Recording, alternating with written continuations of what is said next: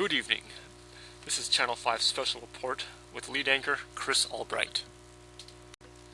Today's top story, private and public interest groups and how they affect us.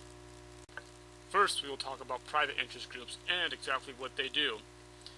They seek to protect the material interests of their members. In terms of protection, they seek tariffs on trade and tax cuts. There are three types of private interest groups: business, professions, and labor unions. First, we will talk about business interest groups.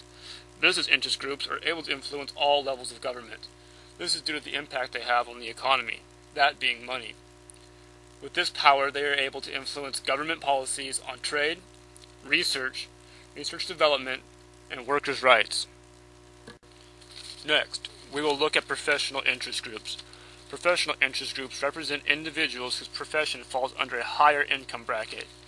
Due to their status in communities, they are able to influence politicians through campaign contributions and local support. Due to their power, they are successful in influencing Congress and state government. For doctors, they were able to put limits on malpractice suits. Professional interest groups have also been successful in preventing national health care from becoming a reality, along with any interference with their professional earnings. The final private interest group is labor unions. Despite shrinking in membership, labor unions are still a formidable presence within state and national government. Labor unions tend to support issues that benefit the greater good of society, such as minimum wage issues, health care, job security. The list goes on. Now that we know what private interest groups are, we now need to know how private interest groups mobilize. They use direct tactics, or the inside game as it is sometimes called. Those using the inside game are skilled at building long-term relationships with those in power, who are essential to their interest. These connections allow lobbyists to persuade members of Congress to support their programs. There are great benefits to those in the inside game, able to make minute but important changes to the wording of a bill before it is voted on. These changes can equal billions of dollars in profits for companies.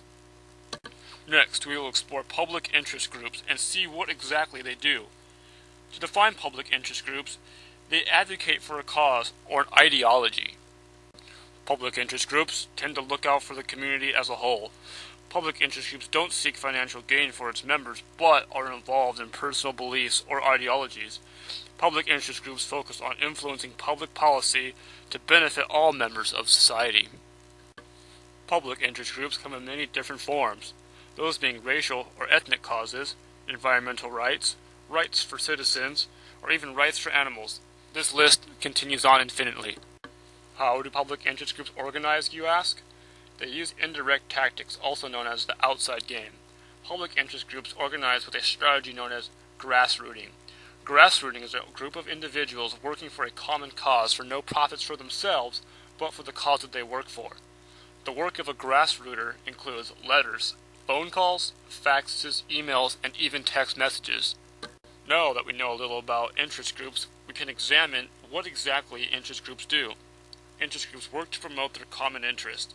These groups seek to convey their interest to policymakers by using either inside or outside game, also known as direct or indirect tactics.